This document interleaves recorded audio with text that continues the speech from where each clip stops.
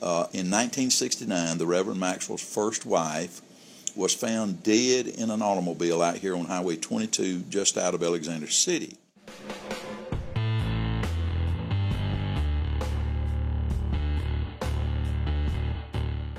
The lady he had married was later found dead in a wrecked car.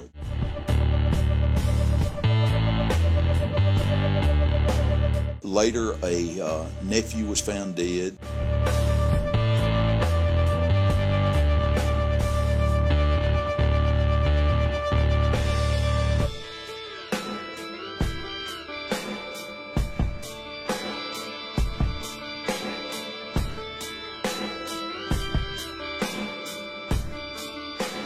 Be sure about that I'm doing this during my lunch break so that I'm not, and the reason I say that is I'm writing a book concerning this entire thing, and my involvement with this entire matter is far more personal than you might realize too. In 1969, the Reverend Maxwell's first wife was found dead in an automobile out here on Highway 22 just out of Alexander City. It appeared that the car had been wrecked, but upon closer examination of the body, they discovered that she had been murdered, as a matter of fact. A next-door neighbor came forward and told the police that she had seen the Reverend Maxwell beating and choking his wife that afternoon, shortly before she was found in the car dead.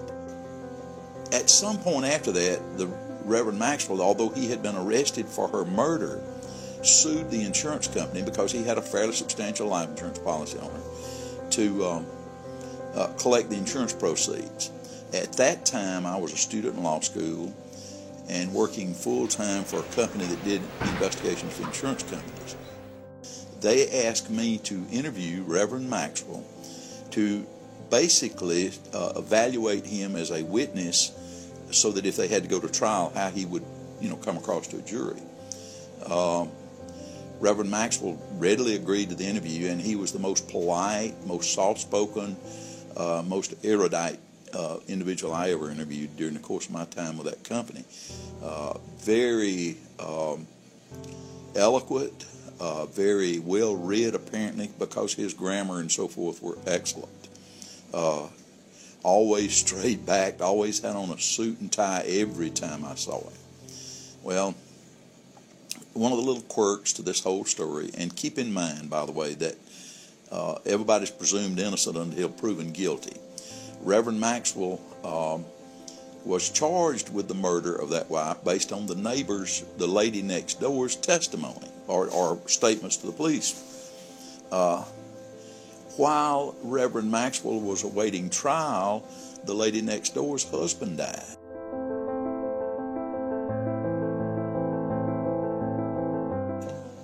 She remarried, and she married Reverend Maxwell.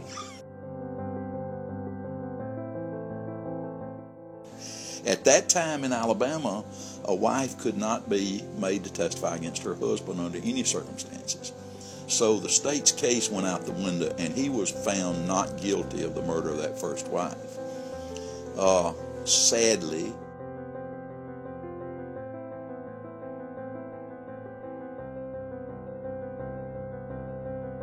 the lady he had married was later found dead in a wrecked car. That the question was whether she died from the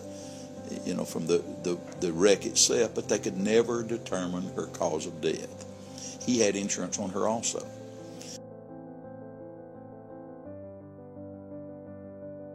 Later, a nephew was found dead. He had insurance on that nephew. Cause of death was never determined. Reverend Maxwell had it was his wife's actually adopted niece who lived with the two of them. And he had an insurance policy on her, and she was found dead under a car as if she had been changing a tire and the car had fallen on her head. Medical examination showed that she was dead when she was put under the car, so it was really a clear-cut murder situation.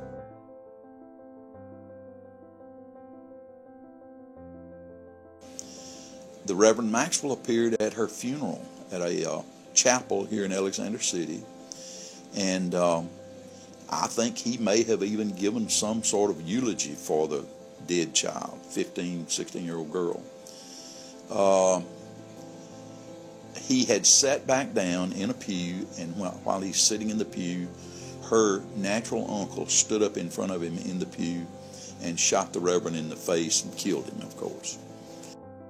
Well, he was charged with murder, and Tom Young, as the district attorney, and myself as the assistant district attorney, prosecuted the case before a jury here in Tallapoosa County. They found him not guilty by reason of mental disease or defect, on the basis that he'd heard all these stories about relatives that the Reverend Maxwell had killed, and the things that he had been able to do with that.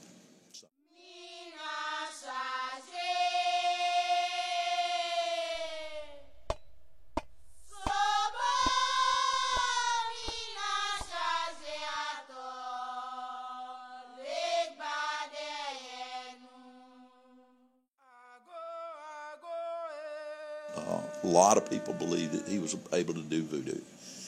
The only witnesses I found who can substantiate anything connected with the voodoo aspect of it was a lady who said that he used to kill chickens and hang them around in his front yard, from the trees in his front yard.